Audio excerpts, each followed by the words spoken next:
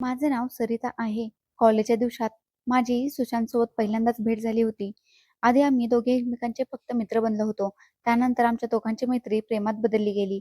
सुशांतसोबत वेळ कसा निघून गेला हे समजलंच नाही. मी माझ्या आयुष्यातील सोनेरी स्वप्ने त्याच्यासोबतच पाहण्यास सुरुवात केली होती. आम्ही दोघे अनेकदा फोनवर आमच्याबद्दल बोलायचो. शिक्षण पूर्ण होण्याआधीच सुशांतने माझ्या कुटुंबाकडे मला मागणी घातली. ही वेळ आयुष्यातील सर्वात खास वेळ होती. मी, माझा भाऊ, वहिनी आणि आईसोबत राहायची. आईला तर हे स्थळ खूप आवडलं होतं, पण वहिनी या नात्याच्या विरोधात होती. कारण माझे लग्न माझ्या पसंतीनुसार व्हावे असे वहिनीला वाटत नव्हते. पण माझ्या भावाने मला साथ दिली आणि वडील बनून माझ्या डोक्यावर हात ठेवला. माझ्या लग्नाची संपूर्ण जबाबदारी उचलली आणि आनंदाने मला सुशांतसोबत निरोप दिला. अशा प्रकारे आम्ही दोघं कायमचे एक झालो होतो. मी लग्नानंतर जेव्हा माझ्या पतीच्या घरी आले तेव्हा असे वाटले जसे माझे आयुष्य संपूर्ण झाले आहे. इथले सर्व लोक खूप आनंदी होते आणि मला खूप आदर द्यायचे. माझी सासू माझ्यावर खूप प्रेम करायची. इथे माझ्या सासू-सासऱ्यांशिवाय दीर आणि जाऊ देखील होते. असे वाटायचे जसे माझी इच्छाच आहे. लग्नाच्या काही काळानंतरच देवाने मला आई बनण्याचा आनंदही दिला. ज्यावर माझा नवरा नेहमी माझी काळजी घ्यायचा. मला काळजी घ्यायला सांगायचा. प्रत्येक वेळी माझ्या आजूबाजूला फिरत असायचा. मग आमच्या घरी एक गोंडस मुलगा झाला. आमचा आनंद दुप्पट झाला होता. एक निष्पाप मुलगा जो आपल्या छोट्या-छोट्या आकृतींनी आमचे हृदय प्रफुल्लित करत असे. सुशांतच्या डोळ्यात आपल्या मुलासाठी खूप प्रेम पाहून माझे हृदय नेहमी भरून यायचे. आमच्या घरात खूप आनंद झाला होता. मग 2 वर्षानंतर एका मुलीनेही जन्म घेतला. आता माझ्याकडे एक मुलगा आणि एक मुलगा होती आणि कोणत्याही गोष्टीची कमतरता नव्हती. फक्त आम्हा पती-पत्नीला असे वाटायचे की माझ्या नवऱ्याचा व्यवसाय खूप चांगला चालावा. आम्ही आमच्या दोन्ही मुलांचे पालन-पोषण चांगल्या प्रकारे करू शकू. नवऱ्याची स्वप्ने मोठी होती. त्याला वाटायचे की त्याने आपल्या मुलांना जगातील सर्व आनंद द्यावा. ते सर्व काही द्यावे ज्यावर त्यांचा हक्क आहे. मला आठवतंय की जेव्हा माझा नवरा कॅनडाला रवाना झाला होता, तेव्हा मी माझ्या मनाला समजावले होते, की माझ्या मनात फक्त आत्ताच अस्वस्थता आहे. नंतर सर्व काही ठीक होईल. तर कदाचित ही अवस्थाही संपेल. दररोज संध्याकाळी मी त्याचा आवाज ऐकून स्वतःला सांत्वन द्यायचे की सर्व काही ठीक आहे. पण तो नेहमी म्हणायचा की "तू धीर धर. मग आपण नेहमी एकत्रच असू." मी देखील मनोमन स्वतःला वचन द्यायचे की कोणत्याही परिस्थितीत मी त्याची वाट पाहीन. मला माहीत नव्हते की ज्या घरात कधी हसणे, खिदळणे आणि प्रेमाचे ढीग लागलेले असायचे, ते एक दिवस उद्ध्वस्त होईल. मी माझ्या दोन्ही मुलांसोबत आनंदाने माझ्या पतीच्या घरात येण्याची वाट पाहायचे. पण माझ्या नशिबात काहीतरी वेगळेच लिहिले गेले होते. माझ्या बरबादीची सुरुवात झाली होती. सुशांत कॅनडाला गेल्यानंतर आयुष्य खूप बदलले होते. सुरुवातीला तर आम्ही फोनवर कधी उशिरापर्यंत बोलायचो. मुलेही आपल्या वडिलांचा आवाज ऐकून खुश व्हायची. दर आठवड्याला, दर महिन्याला माझा नवरा माझ्यासाठी आणि मुलांसाठी कुरिअरने गिफ्ट पाठवायचा. माझ्या नवऱ्याचे पार्सल आले की मुले खूप खुश व्हायची. कधी त्यांच्यासाठी खेळणी असायची, तर कधी कपडे असायचे, तर कधी माझ्यासाठी मेकअप आणि कपडे असायचे. कधी छोटे-छोटे गिफ्ट जे माझ्या मनाला शांती देऊन जायचे. सुशांत म्हणायचा की "तू काळजी करू नकोस. ही तर फक्त एक छोटीशी सुरुवात आहे. लवकरच मी तुला आणि आपल्या मुलांना माझ्यासोबत कॅनडाला घेऊन येईन. आपण तिथेच राहू आणि तिथेच एक छोटेसे घर विकत घेईन." मी स्वप्नांच्या दुनियेत जाऊ लागले होते. एक दिवस माझी मुले माझ्या हाताने जेवण करत होती. दुपारची वेळ होती आणि त्यांच्या झोपण्याची वेळ झाली होती. तेव्हा अचानक माझ्या मोबाईलची घंटी वाजू लागली. मी जसा फोन रिसीव्ह केला तसे हृदय आनंदाने धडधडत होते की कदाचित सुशांतने मला कोणतीतरी गुड न्यूज ऐकवण्यासाठी फोन केला असेल. पण दुसरीकडे फोनवर कोणीतरी अनोळखी व्यक्ती बोलत होता. तो म्हणाले की "आपण सरिताजी बोलत आहात का?" सुशांत जी यांची पत्नी? मी गोंधळात म्हणाले की "हो." तर तो म्हणाला की "आम्हाला अत्यंत खेदाने तुम्हाला सांगावे लागत आहे की तुमच्या पतीचा अपघात झाला आहे." तेव्हा माझ्या हातातून फोन जमिनीवर पडता-पडता वाचला. मी थरथरणाऱ्या हातांनी मोबाईल पकडला आणि म्हणाले की "काय अर्थ आहे तुमचा? कसा अपघात? कुठे आहेत माझे पती?" तर दुसरीकडे शांतता पसरली होती. मग मवाळ आवाजात तो म्हणाला की "आम्ही तुमची माफी मागतो. तुमच्या पतीचे निधन झाले आहे." हे शब्द ऐकताच जणू माझी संपूर्ण दुनिया एका मिनिटासाठी थांबली होती. माझ्या आजूबाजूचे सर्व काही जणू मला गोल फिरताना दिसत होते. मी भिंतींचा आधार घेऊन उभी राहिले. माझी मुले खेळत होती, हसत होती आणि मी आतून तुटत चालले होते. मन करत होते की ओरडून रडावे. पण आवाज जणू माझ्या घशातच दबून राहिला होता. माझी सासू जेव्हा माझ्या खोलीत आली, तेव्हा मी तिला फक्त एवढे सांगू शकले की सुशांत राहिला नाही आणि मग मी बेशुद्ध होऊन पडले. मग घरात जणू एक शोककळा पसरली. शुद्धीवर आले तेव्हा संपूर्ण घर शोक करत होते. घरात मोहल्ल्यातील खूप लोक होते. घरातील लोक दुःखात बसले होते. एका बाजूला माझी सासू आणि जाऊ रडत होती. तर दुसरीकडे माझे सासरे आणि दीर शांत बसले होते. मुले जी अजाण होती, त्यांना काहीच माहीत नव्हते. ती खेळत होती. ती आश्चर्याने इकडे-तिकडे फिरत होती आणि मी जी शुद्धीवर आल्यावर रडू लागले. मोहल्ल्यातील बायका माझ्याकडे शोक व्यक्त करत होत्या, पण मी कोणाचेही बोलणे ऐकण्याचा मनस्थितीत नव्हते. काही दिवस याच अवस्थेत गेले. जवळपास 5 दिवसानंतर बातमी आली की माझ्या नवऱ्याचा मृतदेह इंडियामध्ये येत आहे. मी स्वतःला सावरण्याचा खूप प्रयत्न केला, पण माझ्या आत कुठेतरी खळबळ होती. मी दारात उभी राहिले, वाट पाहत राहिले. जेव्हा रुग्णवाहिकेतून माझ्या पतीचा मृतदेह आणला गेला, तेव्हा संपूर्ण मोहल्ला गोळा झाला. माझे सासरे, भाऊ आणि दीर यांनी मिळून माझ्या पतीचा मृतदेह घराच्या आत आणला. मला घरातील सर्व लोक सावरत होते. मी पुढे जाऊ लागले, तर सर्वांनी मला थांबवले आणि हेच म्हणले की बेटा स्वतःला सावर. पण आता मला कोणाचेही सांत्वन चांगले वाटत नव्हते. मी माझ्या पतीच्या मृतदेहाकडे आत पुढे केला. जेव्हा त्यांच्या मृतदेहावरून चादर हटवली गेली, तेव्हा तो चेहरा समोर आला. तो खूप भयानक होता. मृतदेहाचा चेहरा पूर्णपणे विद्रूप झाला होता. हे पाहून माझे मन धीर धरू शकत नव्हते, की माझा नवरा या जगातून गेला आहे. मी रडत म्हणत होते, की सुशांत, तू तर मला वचन दिले होतेस, की तू परत येशील. मला तुझ्यासोबत घेऊन जाशील. पण आता तर तू एकटाच जगातून निघून गेलास.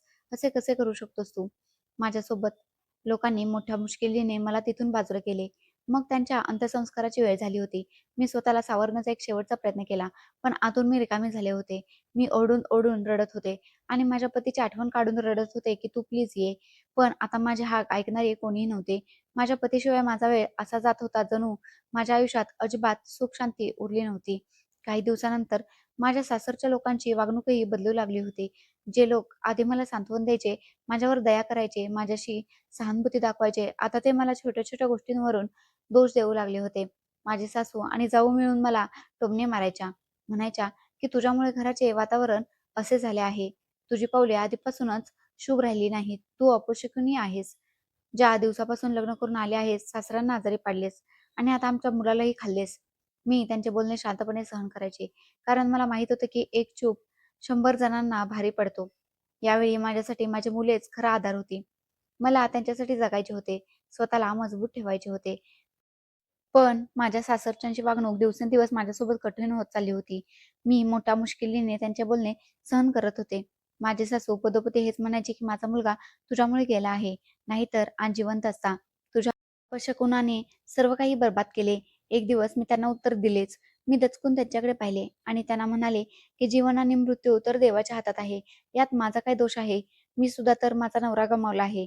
पण माझे सासू म्हणाले, की "नाही, हे सर्व काही तुझ्या अपशकुनामुळे झाले आहे. आम्ही तर आमच्या मुलाला मनाई करत असायचो, की या मुलीशी लग्न करू नकोस. पण त्याने आमच्या मर्जीविरुद्ध जाऊन तुझ्याशी लग्न केले. आता आम्हाला त्याचा परिणाम भोगावा लागत आहे." मी शांत राहायची आणि गुपचूप माझ्या मुलांची काळजी घेण्यात मग्न असायचे. पण आता तर माझ्यासाठी या घरात 2 वेळेची भाकरी मिळणेही कठीण होत चालले होते. माझे सासरचे माझ्याशी खूप वाईट वागायचे. मी जे किचनमधून जाऊन माझ्या मुलांसाठी जेवण काढून आणले होते, त्यावर माझी जाऊ म्हणू लागली, की "ओ महाराणी, मेला आहे तुझा नवरा. आता कशी बिनधास्तमध्ये किचनमध्ये जाण्याची काही गरज नाही. हिशोबाने जेवण देत जा. मुलांना आता हे घर फक्त माझ्या नवऱ्याच्या कमाईवर चालत आहे." मी माझ्या जावेला म्हटले, की "वहिनी, कधी माझा नवराही तर या घरात खूप पैसे कमवून आपल्या आई-वडिलांच्या हातावर द्यायचा आणि तुमच्यासाठीही भेटवस्तू आणायचा. मी हे जेवण माझ्यासाठी नाही, तर माझ्या मुलांसाठी घेऊन जात आहे. आणि तुम्हीच तर म्हणायच्या, की देवाने तुम्हाला संतान दिली नाही, तर माझी दोन्ही मुले तुमच्यासाठी तुमच्या संतानासमान आहेत." मी म्हणाले, की "हो, पण आता काळ तसा राहिला नाही. आता नाहीये मला तुझ्या मुलांबद्दल कोणतीही सहानुभूती." तिचे शब्द माझे मन दुखवत होते. मी शांतपणे माझ्या मुलांसाठी जेवण घेऊन खोलीत गेले. जेवण खाऊ घातल्यानंतर मुलांना झोपवू लागले, तेव्हा मला बाहेरून आवाज येऊ लागला. माझी सासू जोरात ओरडत होती आणि म्हणत होती, की हे सर्व काही सरिताच्या येण्यामुळे झाले आहे.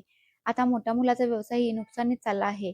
आधी माझ्या नवऱ्याला पॅरालिसिस झाला, मग माझा मुलगा गेला आणि आता मोठ्या मुलाच्या व्यवसायाचेही नुकसान झाले. मी खोलीच्या दारात उभी राहून त्यांचे सर्व बोलणे ऐकत राहिले. माझे मन करत होते, की त्यांना सांगू, की तुमच्या मुलाच्या मृत्यूला मी जबाबदार नाही. मी तर तुमच्या मुलावर जीवापाड प्रेम करत होते. त्याच्यात जाण्याचे तर कारण आहे, की आज तुम्ही लोक इतके कठोर शब्द बोलत आहात. पण मी गप्प राहिले. जेव्हा मी माझ्या मुलांकडे पाहिले, तेव्हा मन आपोआप धीर धरण्यास भाग पडले. मला माहीत होते, की आता माझे अस्तित्वही या लोकांना सहन होत नाहीये. पण एक दिवस तर माझ्या सासूने हद्दच पार केली. मी कपडे धुत होते, तेव्हा माझी सासू काही माझ्याजवळ बसली आणि मला म्हणू लागली, की "उठ इथून. चल आपले कपडे काढ आणि निघून जा इथून आणि सोबतच आपल्या मुलांनाही घेऊन जा. मी तुला आता या घरात आणखी सहन करू शकत नाही." मी म्हणाले, "आई काय झालं? मी काय केलं नक्की?" तर ती म्हणाली, की "तू जे केलंस ते आमच्यासाठी अजिबात ठीक नाही. मोहल्ल्यातील सर्व लोक गप्पा मारत आहेत, की तू पनवती आहेस. तुझी अपशकुनी सावली जेव्हापासून आमच्या घरावर पडली आहे, आमच्या घराची बरबादी सुरू झाली. तू येण्यापूर्वी आमच्या घरात नेहमी आनंद असायचा, भरभराटी असायची. मुलांच्या मृत्यूनंतर समजले की घराच्या बरबादीचे कारण तर तू आहेस. मी माझे डोळे बंद केले. शब्द माझ्या ओठांमधून निघता निघता राहिले. मी माझ्या मुलांकडे पाहिले. मी रडत होते तर ते माझ्याजवळ येऊन मला बिलगले. माझा मुलगा म्हणू लागला की "मम्मी आता आपण कुठे जाणार? आजी तर आपल्याला घरातून काढत आहे." माझी सासू म्हणाली की "माझ्या भलेने कुठेही जा, पण माझ्या घरात राहू नका." मी माझे मन घट्ट केले आणि माझ्या मुलाला म्हणाले, की "बेटा तू काळजी करू नकोस. देव आपल्याला जिथे येऊन जाईल तिथे आपण जाऊ. पण आता इथे राहणार नाही." माझ्या सासूची नियत काही दिवसानंतर वेगळीच झाली होती. काही दिवसानंतर मग सासूने माझ्यावर शेवटचा आरोप लावला. एक संध्याकाळी जेव्हा मी किचनमध्ये भांडी घासत होते, ती किचनमध्ये आली आणि म्हणू लागली, "चल आपले सामान पॅक कर आणि निघ घरातून. बस खूप दिवस राहू दिलं तुला. आता या घरात तुला आणखी राहू देणार नाही." मी तिच्यासमोर हात जोडले. आणि म्हणाले, "आई, मी कुठे जाणार? माझ्याकडे छोटी-छोटी मुलं आहेत. ही मुले तुमच्या मुलाची आहेत आणि तुम्ही यांना बेसहारा करत आहात." पण तिच्या हृदयात तर दयेला जागाच नव्हती. ती म्हणाली, "जातेस की धक्के मारून काढू?" मला माहीत होते की हे सर्व काही का होत आहे. माझ्या दिराचा कोणताही व्यवसाय बुडत नव्हता. तर माझ्या जावेला आता हे सहन होत नव्हते की या घरात फक्त तिच्या नवऱ्याची कमाई येत आहे आणि तिच्या कमाईवर माझ्या आणि माझ्या मुलांचाही उदरनिर्वाह व्हावा. मी शांतपणे माझे सामान उचलले आणि माझ्या मुलांना घेऊन घरातून बाहेर पडले. मोहल्ल्यातील सर्व लोक तमाशा पाहत राहिले, पण कोणीही माझ्या मदतीला आले नाही. मी नजरा खाली झुकवल्या. माझी इज्जत, माझा त्रास, माझी स्वप्ने मनात दडपून मी घरातून बाहेर पडले. तेव्हा मला घराच्या दारातच एक भीक मागणारी म्हातारी बाई दिसली. ती म्हणाली, की "बेटा, हे जग खूप मोठे आहे. कुठेतरी तुला कोणी समजून घेणारे असेल. तू हिंमत हारू नकोस. देव नेहमी तुझ्या पाठीशी आहे." ही तीच भीक मागणारी बाई होती, जिला मी दररोज भीक द्यायची. पण आज माझी अवस्था अशी झाली होती की माझ्याकडे तिला देण्यासाठी काहीही नव्हते. उलट तीच मला आशीर्वाद देत होती. माझ्या डोळ्यात अश्रू होते. मी गुपचूप मुलांना घेऊन मोहल्ल्याच्या गल्ल्यांमध्ये निघाले. संकटाने मला बेसहारा केले होते. पण मी ठरवले होते की मी हार मानणार नाही.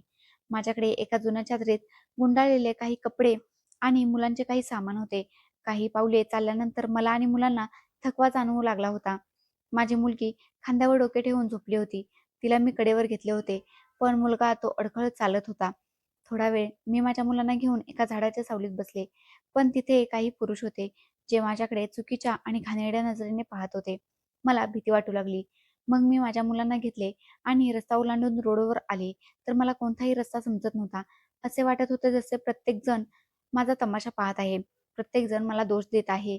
मग मला एका घराखाली सावली दिसली. तर विचार केला की काही वेळ तिथे बसते जेणेकरून मुलांना पाणी पाजू शकेन. समोरून एक म्हातारी बाई दिसली. मी आशेने तिच्याकडे पाहिले. मग जेव्हा ती जवळ आली तेव्हा समजले की ती माझ्या सासरच्यांची दूरची नातेवाईक आहे. तिने खेदाने माझ्या मुलांकडे पाहिले. त्यांच्या डोक्यावरून हात फिरवला. मग म्हणू लागली की "बेटा, मी तुझी कोणतीही मदत करू शकत नाही. लोक वावड्या उडवतील. आपली इज्जत वाचवून निघून जा इथून. तुला इथे कोणतीही जागा देणार नाही." मी हळूच मान हलवली आणि तिचे आभार मानले. कारण एक तीच होती जिने माझ्याशी नीट बोलले होते. नाहीतर प्रत्येकजण मला दोष देण्याच्या नजरेने पाहत होता. मी पुढे निघाले आणि प्रार्थना करू लागले की माझ्यासाठी कोणताही रस्ता खुला व्हावा. कोणीतरी मला आधार द्यावा. मग चालता चालता मी माझ्या माहेरच्या दिशेने गेले, जिथे मला एक आशा होती. मी मुलांना पकडून रस्ता बदलला. माझी पावले जड झाली होती, पण मनात थोडीशी आशा उरली होती, की कदाचित भाऊ-बहिणी मला आधार देतील. जेव्हा मी भावाच्या घरासमोर पोहोचले, तेव्हा माझा श्वास फुगला होता. भावाचे घर अजूनही तसेच होते. उंच घर आणि मोठा गेट. मी तिथे पोहोचून सिक्युरिटी गार्डला म्हणाले, की माझ्यासाठी दरवाजा उघडा. तर त्याने दरवाजा उघडला नाही आणि म्हणू लागला, की तुम्हाला आत येण्याची परवानगी नाही. आधी मालकिणीची परवानगी घ्यावी लागेल. मी म्हणाले, की "जाऊन सांग की सरिता दीदी आले आहे." गार्डने सांगितले की नाही. मला आठवले की मालकिणीने सांगितलं होतं की तुला आत येऊ द्यायची नाही.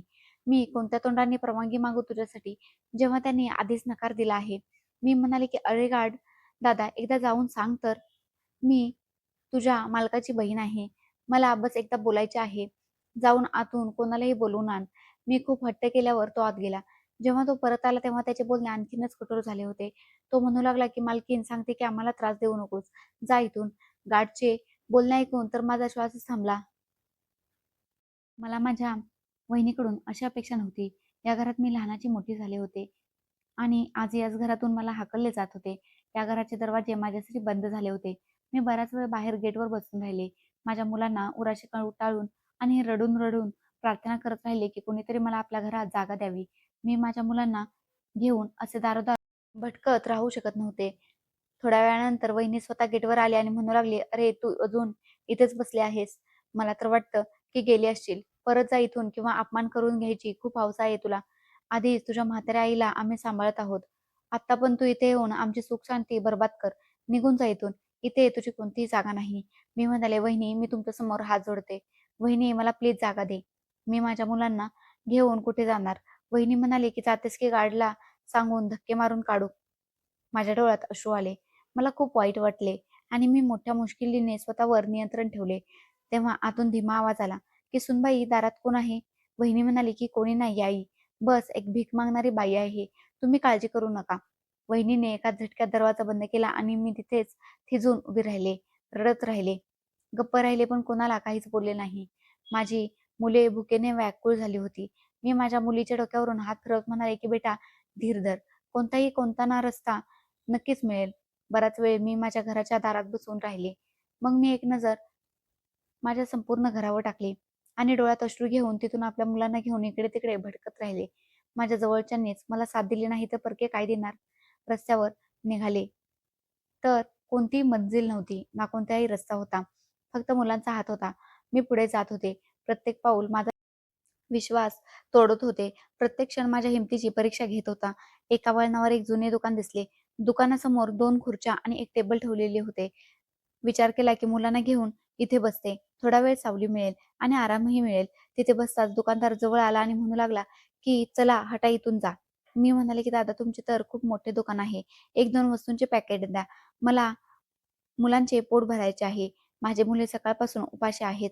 पण त्याने स्पष्ट नकार दिला आणि म्हणाला, की "नाहीये, तुझ्यासाठी काहीही येते. इथून जागा रिकामी कर." मी शांतपणे उठले आणि तिथूनही उठून पुढे आले. त्या दुकानदाराने मला आणि माझ्या मुलांना तिथे 5 मिनिटेही टिकू दिले नव्हते. आता रात्र होऊ लागली तेव्हा मी ठरवले, की आता मी कोणावरही विश्वास ठेवणार नाही. आपल्या मुलांसाठी स्वतः रस्ता बनवेन. मग किती ठेचा खावा लागला तरी. आज मला सत्याचा सर्वात मोठा धडा मिळाला होता, की जेव्हा वेळ बदलते तेव्हा सर्व नाती आणि सर्व चेहरेही बदलतात. ते आपले जे कधी आपले खास असायचे, ते वेळ बदलल्यावर सर्वात आधी आपली खरी ओळख दाखवतात. सूर्य मावळू लागला होता. मला एक विचित्र अस्वस्थता जाणवू लागली होती. मी माझ्या दोन्ही मुलांना घेऊन रस्त्यावर एका बाजूला मोठ्या जुन्या बाकाजवळ बसले होते. मुलगा माझ्या खांद्याला टेकून बसला होता आणि मुलगी माझ्या मांडीवर बसून झोपली होती. माझ्या दोन्ही मुलांना खूप भूक लागली होती. तेव्हा समोर माझी नजर एका हातगाडीवाल्यावर गेली, ज्याच्याकडे भजे आणि समोसे होते. त्या खमंग वासाने माझ्या मुलांचे डोळे उघडले आणि त्यांची भूक आणखीनच वाढली. मुलीने माझी ओढणी ओढली आणि म्हणू लागली, की "आई, जेवण घेऊन ये ना. खूप भूक लागली आहे." मी झुकलेल्या नजरेने तिच्याकडे पाहिले. तिच्या डोळ्यात एक आशा होती, जी माझ्या मनाला बोचत होती. माझ्याकडे काही पैसे पडले होते. साधारण ₹50 होते. मी त्या हातगाडीवाल्याकडे गेले, तर त्याने मला ₹30 3 समोसे आणि ₹20 भजी दिली. त्यांना पाहून मी खूप खुश झाले होते, कारण याने माझ्या मुलांचे पोट भरू शकत होते. जशी मी ती घेऊन बाकावर आले, तशी माझ्या मुलांनी असे खाल्ले, की त्यांना कधी दिवसापासून मिळालेच नाही. जरी मी 1-2 भजी खाल्ली आणि मुलांना सांगितले, की "हे सर्व काही तुमच्यासाठी आहे. तुम्ही लोक पोटभर खाऊन घ्या." आता तर मी यांना जेवण खाऊ घातले होते, पण पुढे कसे आणि कशाप्रकारे यांचे पोट भरेन, हे मला माहीत नव्हते. मुलांच्या चेहऱ्यावर हसू पाहून माझ्या मनाला समाधान मिळाले होते.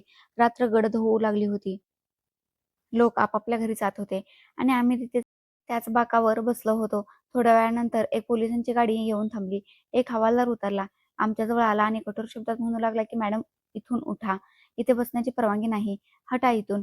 मी विनंती करत म्हणाले, की "साहेब, रात्र काढण्यासाठी आम्हाला इथे बसू द्या. सकाळी आम्ही इथून निघून जाऊ." पण हवालदार म्हणाले, की " नाही. असे जर सर्वांना इथे राहून दिले तर रस्ता भरून जाईल. चला, जा इथून." माझ्याकडे आता दुसरा कोणताही पर्याय नाही. मी माझ्या मुलाला उठवले आणि छोट्या मुलीला कडेवर घेतले. मग रस्त्यावर चालायला सुरुवात केली. रस्ता सामसूम होता. माझ्यासाठी प्रत्येक पाऊल जड होत चालले होते. मग दूर मला कोपऱ्यात काही मजूर बसलेले दिसले. मी विचार केला की कदाचित तिथे काही काळ सावली मिळेल. तिथे जाऊन एका कोपऱ्यात आपल्या मुलांना घेऊन बसले. मजुरांनी एक नजर माझ्याकडे पाहिले. मग आपल्या गप्पांमध्ये मग्न झाले. एका म्हाताऱ्या माणसाने दया करून एक जुनी सतरंजी आमच्या दिशेने फेकली आणि म्हणू लागला, "घे बहीण, आपल्या मुलांना यावर बसव. जमीन थंड आहे." मी त्याचे आभार मानले आणि सतरंजी अंथरून मुलांना झोपवले. काही वेळानंतर एक बाई आपल्या एका मुलासोबत तिथे आली. तिचे कपडेही फाटलेले होते, पण डोळ्यात एक वेगळीच चमक होती. ती माझ्याजवळ बसत म्हणू लागली, "ही इकडची नाहीस का?" मी होकारार्थी मान हलवली. ती म्हणाली, "बहीण, हीच आमची दुनिया आहे. मी पण तुझ्यासारखी बेसहारा आहे. बस रस्त्यावर जिथे जागा मिळेल तिथे झोपते." त्या बाईने आपल्या पिशवीतून 2 सुक्या पोळ्या काढल्या आणि एका पांढऱ्या रंगाच्या पिशवीत भाजी होती. माझ्या दिशेने पुढे करत ती म्हणू लागली, "घे, खाऊन घे. उपाशी असशील." मी मागून आणली होती. मी तिला नकार देऊ पाहत होते, पण तिने जबरदस्तीने जेवण माझ्यासमोर ठेवले. मी तिचे आभार मानले आणि मनात विचार केला की तिची अवस्थाही माझ्यासारखीच आहे. म्हणूनच तर ती माझी मदत करत आहे. कारण तिला माझ्या त्रासाचा अंदाज येत आहे. आज पहिल्यांदा मी जाणले होते की भूक आणि इज्जत माणसाला कशाप्रकारे तुडवते. मला तर झोप आली नव्हती. मी अशीच बसून राहिले. तेव्हा कुत्रे येऊन भुंकू लागले. मुलाचे डोळे उघडले आणि घाबरून मला बिलगले. मी हाताने कुत्र्यांना दूर केले. एका माणसाने सांगितले की बहीण, रस्त्यावर रात्र काढणाऱ्यांचा सर्वात पहिला शत्रू हेच प्राणी आहेत. सावध राहा. दिवस उजाडला होता. सर्व काही तसेच होते. मी विचार केला होता की आता मी भीक मागायलाही लाजणार नाही. जर मला माझ्या मुलांसाठी भीक मागावी लागली तर मी तेही करेन. मी लाजणार नाही. मी प्रत्येक दरवाजा ठोठावेन, प्रत्येक अपमान सहन करेन, पण त्यांना उपाशी झोपू देणार नाही. मी मुलांना तयार केले. मुलीचे केस बांधल्याने मुलाचे कपडे झटकले आणि मग मुलांना घेऊन बाजाराच्या दिशेने निघाले. मला वाटले की इथे इतके सारे लोक आहेत, कोणीतरी माझ्या परिस्थितीवर दया करेल. मी बाजाराच्या कडेला उभे राहिले. मी मुलांना तिथे बसवले आणि स्वतः अडखळत अडखळत बाजारात चालायला सुरुवात केली. कोणी नजर वर करूनही पाहिले नाही. कोणी रिकाम्या हाताने परत पाठवत असे, तर कोणी 2 किंवा 5 रुपयांची नाणी दिली होती आणि एका बाईने तर म्हटले की "धडधाकट तरुण बाई आहेस. बघा तर भीक मागत आहे. एवढं नाही होऊ शकत की कुठे काही काम शोधेल?" बस लोकांना बहाणा हवा भीक मागण्याचा. तिचे बोलणे ऐकून मी गप्प राहिले. कारण माझे मन आता कठोर झाले होते. दिवस मावळू लागला होता. जितके पैसे जमा झाले त्यातून 2 वेळच्या जेवणाची व्यवस्था केली आणि मुलांनी पोटभर जेवण करताच हसून माझ्याकडे पाहिले. त्याच क्षणाने माझा सर्व थकवा दूर गेला. अशा प्रकारे मी दररोज बाजारात जाऊ लागले. बरेच दिवस झाले होते. आता तर तिथले दुकानदार आणि गिराईकही माझ्या मुलांसहित मला ओळखू लागले होते. सकाळी लवकर जेव्हा बाजार उघडायचा तेव्हा मी मुलांना सोबत घेऊन एका बाजूला बसायची आणि माझी नजर जमिनीकडे झुकून त्यांच्यासमोर हात पसरायची. काही लोक गडबडीत असायचे, तर काही लोक मला नजरअंदाज करायचे, तर काही पैसे देऊन जायचे आणि काही टोमणे मारायचे. माझ्यात एवढी हिंमत आली होती की लोकांच्या बोलण्याने आता मला काहीच फरक पडत नव्हता. मुलांची भूक आणि मजबुरीने माझी जीभ गप्प केली होती. ऊन कडक होत होते. मुलीला तहान लागू लागली होती, तर तिने पाणी मागितले. मी इकडे-तिकडे पाण्याचा शोध घेतला. तेव्हा एका हातगाडीवर मला कोल्ड ड्रिंक पाण्याने सरबत विकले जात असल्याचे दिसले. मी माझ्या पिशवीत हात घातला, ज्यात मी भिकेचे पैसे जमा करायचे. त्यात काही उरलेले पैसे होते. संकोच करत मी एक पाण्याची बाटली विकत घेतली. माझ्या दोन्ही मुलांनी पाणी असे पाहिले जसे ते कित्येक दिवसांपासून तहानलेले असावेत. बाजारात एका जागी छोटासा ढाबा होता. कधी-कधी तिथले नोकर उरलेले जेवण मला द्यायचे. मी मनोमन त्यांचे आभारी असायचे. एक दिवस ढाब्याच्या मालकाने मला आपल्याजवळ बोलावले आणि म्हणू लागला, की "बघ बहीण, ही जागा रस्त्याच्या कडेला आहे. इथून जा. कस्टमरला त्रास होतो." मी हात जोडून म्हणाले, की "साहेब, मी कोणाच्या समोर बसून भीक मागत नाही. फक्त एका कोपऱ्यात बसेन." पण त्याने कडक शब्दात सांगितले, की "गोष्ट समजून घे. नाहीतर मी पोलिसांना बोलावून घेईन." मी गुपचूप माझ्या मुलांना उचलले आणि बाजाराच्या दुसऱ्या रस्त्यांवर जाऊन बसले. प्रत्येक ठिकाणी प्रत्येक माणसाचे मन इतके मोठे नसते की तो आपल्यावर दया करेल. एक दिवस एका श्रीमंत बाईच्या मुलाने मला भिकेचे पैसे दिले, तर त्याचा हात माझ्या हाताला लागला. त्या बाईने आपल्या मुलाला ओरडले आणि म्हणू लागले, की "तुला सांगितलं होतं ना, की दुरून पैसे दे. लोक घाणेरडे असतात. यांच्यापासून आजार होतात." माझ्या डोळ्यात पाणी आले आणि मी विचार करू लागले, अच्छा, तर गरिबी आजारांचा रस्ताही असते. एक दिवस मी भीक मागण्यासाठी माझ्या मुलांना घेऊन भाजी मंडईत गेले. तिथे एका भाजीवाल्याने मला सांगितले, की "बहीण, थोडे काकड्या उरल्या आहेत. घरी घेऊन जा, खाऊन घ्या." मी खुश झाले. जसे मी त्या काकड्या माझ्या हातात घेतल्या, तेव्हा पाहिले, की सर्वच्या सर्व काकड्या खराब झाल्या होत्या. पण माझ्या आणि मुलांचे पोट भरण्यासाठी त्या पुरेशा होत्या. मी आणि मुलांनी चांगल्या चांगल्या काकड्या काढून खाल्ल्या आणि बाकीच्या फेकून दिल्या. हेच खूप होतं की त्या माणसाने मला काहीतरी खायला दिले होते. काही दिवस आणखी अशाच प्रकारे गेले.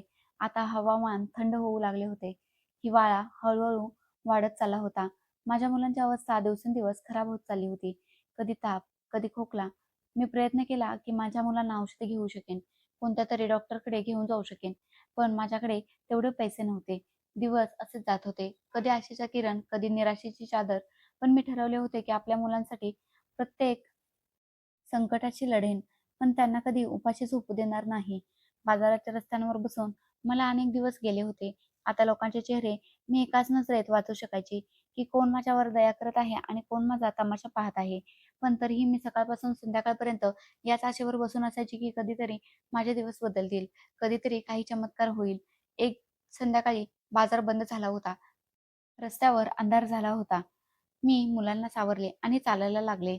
थंडी वाढू लागली होती. उघड्या आकाशाखाली रात्र काढणे आता कठीण जात होते. मुलीचा ताप वाढला. तिचे शरीर तापत होते. ती कधी हलकीशी हुडहुडी भरायची, तर कधी कापून उठायची.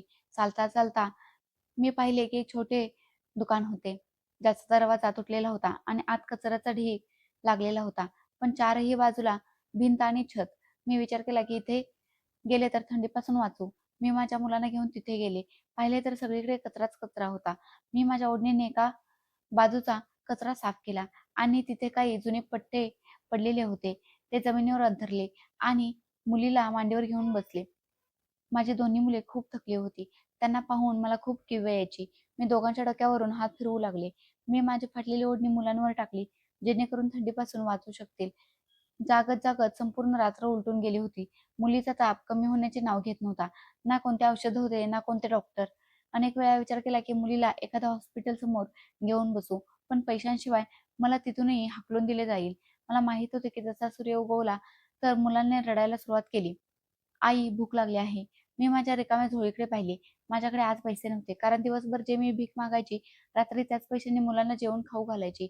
मी माझ्या मुलाला प्रेमाने समजावले आणि म्हणाले की बेटा, मी तुला वचन देते की थोडा वेळ थांब. काहीतरी चांगले खायला मिळेल. त्याच्या आत आशा निर्माण होऊ लागली. पण त्याला माहीत नव्हते की मी फक्त त्याला सांत्वन देत होते. मी ठरवून टाकले होते की काही ना काही कमवून आणायचे आहे. मी मुलांना तिथेच सोडून जवळच्या दुकानांमध्ये आणि हॉटेलमध्ये मागण्यासाठी गेले. प्रत्येक ठिकाणी एकच उत्तर मिळाले की कामवाली हवी आहे, पण तुझ्यासारखी नाही. तिची स्थिती चांगली असायला हवी. तू तर खूप घाणेरडी आहेस. कपडेही घाण होत आहे. तुला तर कोणी आपल्या घरातही ठेवणार नाही. काम देणे तर दूरची गोष्ट आहे. मी येणाऱ्या जाणाऱ्या लोकांकडे केविलवाण्या नजरेने पाहत राहिले. मुलीचे शरीर अजूनही तापत होते. मन करत होते की मी स्वतःला ओरबाडून घ्यावे, पण धीर धरण्याशिवाय कोणताही मार्ग नव्हता. ऊन वाढले तेव्हा मी उन्हाच्या जागी बसून भीक मागायला सुरुवात केली. एका श्रीमंत म्हाताऱ्या माणसाने मला पूर्ण ₹500 दिले, तर कोणी काही नाणी दिली. मी पटकन उठले आणि लगेच हॉटेलच्या दिशेने गेले. तिथून जेवण घेतले आणि आपल्या मुलांसमोर ठेवले. तेव्हा त्यांच्या डोळ्यात आनंदाची लाट उसळली. जणू जगातील सर्व संपत्ती त्यांच्याकडे आली असावी. ते आपल्या छोट्या-छोट्या हातांनी जेवण खाऊ लागले. त्यांनी आपल्या हातांनी मलाही भरवले. बस काही अशाच प्रकारे रडत-रडत दिवस जात होते. मी माझ्या येणाऱ्या प्रत्येक दिवसासाठी प्रार्थना करत असायची. भाजी मंडईत जो माणूस भाजी विकायचा, तो आपल्या हातगाडीवरील उरलेल्या भाज्या जसे टोमॅटो, काकडी, मुळा, गाजर जरी त्या खराब झाल्या असल्या तरी, सडक्या असल्या तरी, पण त्यातून निवडून आम्ही 2-3 भाज्या काढूनच घ्यायचो. उरलेल्या तो मला देऊन टाकायचा, जे मी खायची आणि मुलांनाही खाऊ घालून त्यांचे आभार मानायची. माझी मुले जे काही मिळायचे ते मजेत खाऊन घ्यायची. पण जेव्हा मी रस्त्याच्या कडेला बसायचे, तेव्हा ते येणाऱ्या-जाणाऱ्या लोकांकडे हसरत भरल्या नजरेने पाहायचे. पण मी पटकन त्यांचे लक्ष हटवण्याचा प्रयत्न करायची आणि म्हणायची की बघ बेटा, एक दिवस आपणही अशाच प्रकारे मोठ्या गाडीत बसू. दिवस जात होते. माझ्या मुलीची अवस्था बिघडत चालली होती. एक दिवस अचानक ती बेशुद्ध झाली. मी घाबरून तिला उचलून जवळच्याच मेडिकलच्या दिशेने पळाले. तिथे मेडिकलवाल्याने माझ्या मुलीकडे पाहिले आणि तिला आपल्या अंदाजाने औषधं दिले. मग म्हणू लागला की तशी तर तुमच्या मुलीला सलाईनची गरज आहे. तुम्ही तिला हॉस्पिटलमध्ये घेऊन जा. पण मी असेच औषधं देऊन देतो. त्याने पैसे मागितले तर मी म्हणाले की दादा, माझ्याकडे पैसे नाहीयेत. माझ्यावर दया करा. मी तुमच्यासमोर हात जोडते. माझ्या मुलीवर उपचार होऊ शकत नाहीत. ना माझ्याकडे पैसे आहेत. हे औषधं घेऊन द्या. मी आयुष्यभर तुमचे उपकार विसरणार नाही. तो म्हणाला की चल बहीण, ठीक आहे. घेऊन जा. ते औषधं घेऊन मी लगेच माझ्या मुलीकडे गेले. टाकीतून पाणी बाटलीत भरून माझ्या मुलीला कसेबसे औषध पाजले. दुसऱ्या दिवशी सकाळी जेव्हा माझी मुलगी झोपून उठली तेव्हा तिची तब्येत बरी होती, पण ती खूप कमकुवत झाली होती. मी ठरवले होते की आता मुलांना रस्त्यावर फरफटत नेणार नाही, पण दुसरीकडे कुठे जाण्याचा माझ्याकडे कोणताही मार्ग नव्हता. माझ्याकडे थोडेही पैसे जमा झाले होते. मी वारंवार मुलांना समजावत होते की जास्त गोंधळ करू नका, जेणेकरून आपल्याला कोणी हाकलून देणार नाही. कारण मी एका छोट्याशा दुकानासमोर बसून राहायचे. हा एक नवीन दुकानदार होता, त्यामुळे मला काहीच म्हणत नव्हता. पण मला माहित होते की काही दिवसानंतर हाही मला आपल्या दुकानासमोरून हटवेल. एक दिवस दुकानासमोर एक मोठी गाडी येऊन थांबली. दरवाजा उघडला. एक माणूस बाहेर आला. मी त्याला लक्ष देऊन पाहिले, तर माझे होशच उडाले. तो चेहरा जो मी स्वप्नात पाहायची, जो माझ्या प्रत्येक प्रार्थनेचे कारण असायचा. सुशांत हा अजिबात माझ्या पतीसारखा वाटला, पण त्याची अवस्था पूर्णपणे श्रीमंत लोकांसारखी होती. माझे डोळे त्याच्यावर विश्वास ठेवण्यास नकार देत होते. मी पटकन आपल्या मुलांना तिथेच बसून राहायला सांगितले आणि स्वतः त्याच्या मागे मागे जाऊ लागले. मी थोड्या अंतरावर जाऊन त्याला आवाज दिला, "सुशांत." त्याने माझ्याकडे पाहिले. मी आशा भरलेली नजर त्याच्यावर टाकली, की कदाचित तो मला ओळखेल. पण त्याच्या चेहऱ्यावर ना कोणती ओळख आणि ना कोणतं आश्चर्य होतं. त्याने गोंधळून माझ्याकडे पाहिले आणि म्हणू लागला, की "बघून चालू शकत नाहीस? आंधळी झाली आहेस का?" त्याच्या बोलण्याने माझे जग पुन्हा एकदा उद्ध्वस्त झाले होते. मी थरथरणाऱ्या आवाजात म्हणाले, की "तुमची पत्नी आहे सरिता." त्याने आश्चर्याने माझ्याकडे पाहिले आणि म्हणू लागला, की "काय बकवास करत आहेस? मी कोणताही सुशांत नाही. माझं नाव कश्यप आहे." मी त्याच्या डोळ्यात डोकावण्याचा प्रयत्न केला, जसे तिथे कुठेतरी सत्य लपलेले असावे. मी त्याला इशारा करत म्हणाले, की "बघ, तिथे जमिनीवर तुझी मुले बसलेली आहेत." त्याने गाडीच्या दिशेने पाऊल टाकले आणि म्हणाला, की "जा इथून. तमाशा करण्याची काहीच गरज नाही." मी त्याच्या मागे-मागे चालू लागले, पण त्याने माझ्याकडे वळूनही पाहिले नाही. मी ओरडू लागले, किंकाळ्या मारू लागले, पण त्याने माझे काहीच ऐकले नाही. आजूबाजूचे लोक पाहून बोलत होते, की वेडी झाली आहे. मी त्या गाडीला जाताना पाहत होते, जी आता बरीच दूर गेली होती. पण माझे मन तिथेच अडकले होते. मी परत मुलांकडे आले आणि त्यांच्याकडे निराश नजरेने पाहिले. दुसऱ्या दिवशी माझ्या मनात एक विचित्र अस्वस्थता होती. मी त्याच जागी परत गेले, की कदाचित तो पुन्हा येईल. मला त्याचा कोणताही सुगावा मिळेल. काही काळानंतर खरंच तीच गाडी पुन्हा आली. माझे हृदय जोरात धडधडू लागले. मी माझ्या जागेवरून उठून रस्त्याच्या कडेला उभी राहण्याची हिंमत केली. पुन्हा तोच माणूस गाडीतून उतरला. आज त्याने मला पाहिले तर काही काळासाठी थांबला. मी योग्य संधी पाहून वेगाने त्याच्याजवळ गेले आणि म्हणू लागले, "सुशांत, प्लीज माझं म्हणणं तर ऐक." तो मोठ्या आवाजात म्हणू लागला, की "किती वेळा सांगू, मी तुला ओळखत नाही. चालती हो इथून." मी त्याची कॉलर पकडली आणि म्हणाले, की "जर तू सुशांत नाहीयेस, तर मग तुझे डोळे तसे का आहेत? तुझा आवाज का तसा आहे?" तो माझा हात झटकून मागे सरकला आणि गाडीत बसत म्हणू लागला, की "वेडीबाई, माझा पिछा सोड." त्याची गाडी भरधाव वेगाने तिथून निघून गेली आणि मी तिथे उभी रडत त्याला जाताना पाहिले. विचार करत राहिले, की तो मला का ओळखत नाही? जर तो माझा नवरा नाहीये, तर का वारंवार माझी त्याच्याशी भेट होत आहे? पुढील काही दिवस तो आला नाही. पण मी तिथेच भीक मागत राहिले आणि त्याची वाट पाहत राहिले. मग काही काळानंतर पुन्हा मी एक चमचमणारी गाडी पाहिली. प्रत्येक अनोळखी चेहऱ्यात मी माझ्या पतीला शोधायची. तो माझा नवराच होता. अगदी तसाच चेहरा, अगदी तसाच आवाज. आपल्या पतीला पाहिल्यानंतर माझे मन बसू देत नव्हते. मला माहित होते की जे मी पाहत आहे ते काही खोटे नाहीये.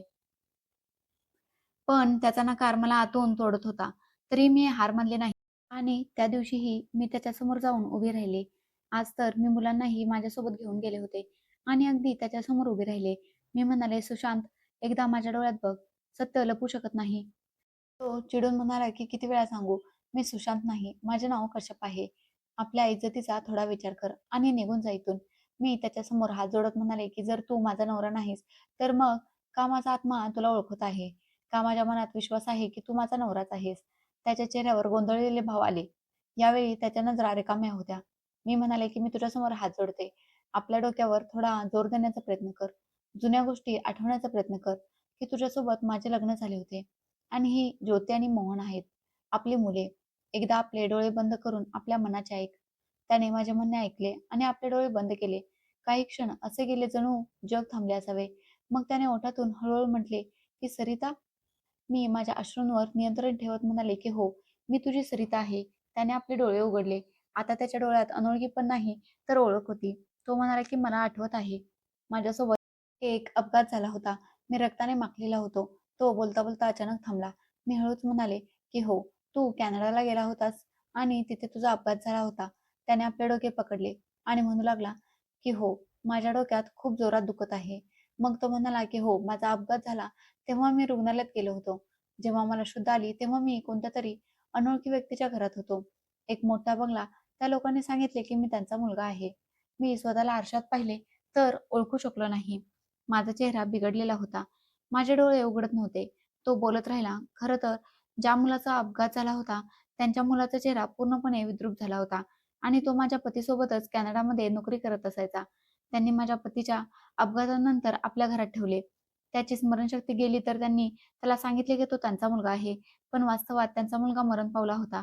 माझ्या पतीने सांगितले, की काही दिवस मी त्या लोकांसोबत राहिलो आणि जेव्हा माझी वैद्यकीय स्थिती ठीक झाली, तेव्हा त्यांनी मला मुलगा मानले. मी विसरलो होतो, की माझी खरी ओळख काय आहे. त्याने आपले अश्रू पुसत सांगितले, की "मी तुला विसरलो होतो सरिता." त्याने एकाच झटक्यात मला आपल्याकडे खेचले आणि मला मिठी मारून खूप रडू लागला. मग त्याने मुलांना पाहिले आणि त्याने दोघांनाही मिठी मारली. माझी मुलेही त्याला पाहून खूप रडू लागली. बऱ्याच काळानंतर मुलांना वडिलांचे प्रेम लाभले होते. तो जोरजोरात रडत होता, की "मी माझ्या कुटुंबाला विसरलो होतो. माझ्या मुलांना विसरलो होतो. असे कसे काय होऊ शकते?" भर रस्त्यात आम्ही सर्वजण एकमेकांना बिलगून जोरात रडत होतो. माझ्या पतीने माझ्याकडे पाहिले आणि म्हणू लागले, की "सरिता मला माफ कर. मला माहीत नव्हते, की माझ्या विसरण्यामुळे तुझी काय अवस्था होईल." मी धीम्या आवाजात म्हणाले, की "मी कधी तुझ्याकडे तक्रार केली नाही. फक्त तुझ्या परत येण्याची प्रार्थना करत राहिले. पण देवाने माझी प्रार्थना ऐकली आहे." तो मुलांकडे पाहू लागला. त्याने आपल्या दोन्ही मुलांना आपल्या कुशीत घेतले आणि म्हणू लागला, की "ही माझी मुले आहेत. मी त्यांच्यावर जीवापाड प्रेम करतो. माझ्या मुलांना माझ्यामुळे खूप संकटांचा सामना करावा लागला. पण मी आता वचन देतो, की असे कधीही काहीही होणार नाही. देव आपल्या पाठीशी नेहमी असणार." मग माझा नवरा मला आणि आपल्या मुलांना आपल्यासोबत मोठ्या चमचमणाऱ्या गाडीत बसवून एका मोठ्या हॉटेलमध्ये घेऊन गेला होता. आम्ही सर्वांनी तिथे रात्र काढली. मऊ गादी, गरम जेवण हे सर्व आमच्यासाठी खूप मोठे भाग्य होते. असे वाटत होते जसे खूप काळानंतर गादी मिळाली आहे. दोन्ही मुले तर गाढ झोपेत झोपली होती. रात्रभर माझा नवरा कधी माझ्याकडे पाहत होता, तर कधी मुलांकडे. त्याने सांगितले, की "सरिता, मी खूप शर्मिंदा आहे, की तुला कितीतरी संकटांचा सामना करावा लागला. पण तुझ्यासोबत हे सर्व काही झाले कसे? तू घर सोडून रस्त्यावर का आलीस?" मग मी रडत माझ्या पतीला प्रत्येक सत्याबद्दल सांगितले. प्रत्येक त्या माणसाच्या सत्याबद्दल सांगितले, ज्याने मला आणि माझ्या मुलांना धुडकावून लावले होते. घराबाहेर काढले होते. लोकांचे सत्य ऐकून माझ्या पतीला खूप राग आला होता. पुढचा दिवस उजाडला तेव्हा त्याने सर्वात आधी मला आणि मुलांना नवीन कपडे घेऊन दिले आणि आमची अवस्था ठीक केली. त्यानंतर आम्हाला पोटभर जेवण खाऊ घातले आणि मग आपल्या आई-वडिलांच्या घरी घेऊन गेला. जेव्हा त्याने दरवाजा उघडला, तेव्हा दरवाजा त्याच्या वडिलांनी उघडला होता, ज्यांनी एक जोरदार किंचाळी मारली. "माझा मुलगा सुशांत? अरे, ऐकतेस का? बघ कोण आलंय. बघ आपला मुलगा जिवंत आहे." घरात एक वेगळाच गोंधळ उडाला. माझे सासू, जाऊ आणि दीर धावत दरवाजावर आले. त्यांनी जेव्हा सुशांतला जिवंत पाहिले, तेव्हा पटकन त्याला मिठी मारण्यासाठी पुढे गेले. माझा नवरा 2 पावले मागे सरकला आणि म्हणू लागला, की "तुम्ही लोक माझे आपले असू शकत नाही. शेवटी कोणत्या अधिकाराने तुम्ही मला मिठी मारण्यासाठी येत आहात? मी तुम्हा लोकांना ओळखत नाही. तुम्ही लोकांनी माझ्या पत्नी आणि मुलांना भीक मागायला मजबूर केले आहे. माझ्या मृत्यूला जबाबदार ठरवले. मी तुम्हा लोकांना कधीही माफ करणार नाही. ज्या प्रकारे मी तुमच्यासाठी मेलो होतो, त्याच प्रकारे मी तुम्हालाही मेलेले समजले. मला माहीत नव्हते की तुम्हा लोकांना माझ्या पत्नी आणि मुलांचा इतका तिरस्कार आहे. हे तर चांगले झाले की मी खरंच मेलो नाही. फक्त माझा अपघात झाला होता आणि माझी स्मरणशक्ती गेली होती. एवढ्यावरच तुम्ही माझ्या मुलांची आणि माझ्या पत्नीचे आयुष्य खराब केले. मी तुम्हा लोकांना समजावायला आलो आहे, की माझा तुमच्याशी कोणताही संबंध नाही. माझे जे आपले माझ्या पत्नी आणि मुलांना समजत नाहीत, मी त्यांना आपलं समजणार नाही. तुम्ही लोक समजून घ्या, की तुमचा मुलगा अजूनही मेलेला आहे." एवढे बोलून तो माझं हात पकडून पुढे चालू लागला. जेव्हा माझ्या सासूने रडत म्हटले, की "बेटा, आम्ही तर हे सर्व काही रागात म्हटले होते. आम्हाला काय माहीत होते, की तू जिवंत आहेस."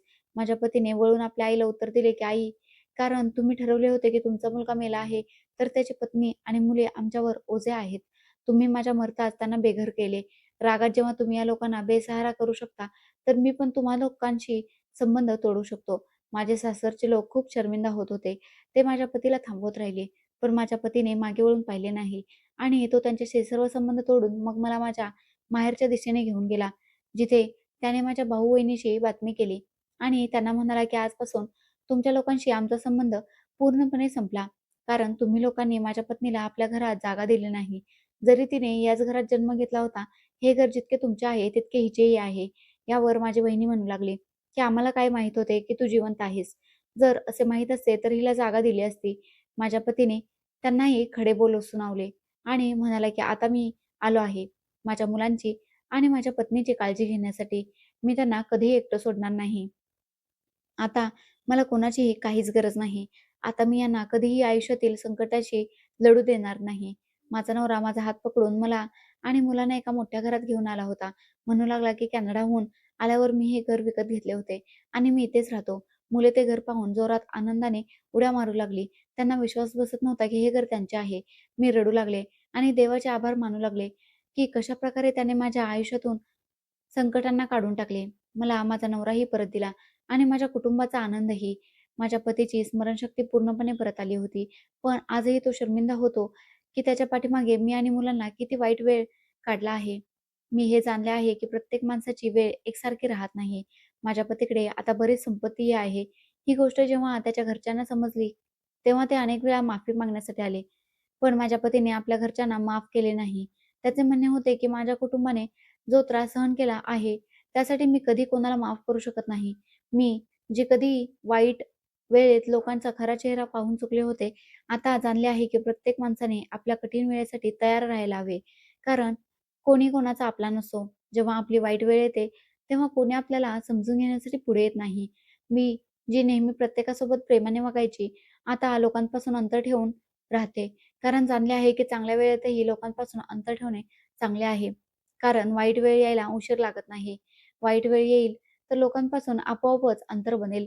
मला त्यांच्याजवळ जाण्याची इतकी तीव्र इच्छा नसेल. मित्रांनो, मी आशा करते, की तुम्हाला आमची कथा आवडली असेल. कथा आवडली असेल तर व्हिडिओला लाईक करा. चॅनेलवर नवीन असाल तर चॅनेलला सबस्क्राईब करा. आणि हो, नोटिफिकेशन बेल नक्की दाबा, जेणेकरून पुढील अपडेट सर्वात आधी तुम्हाला मिळेल. धन्यवाद.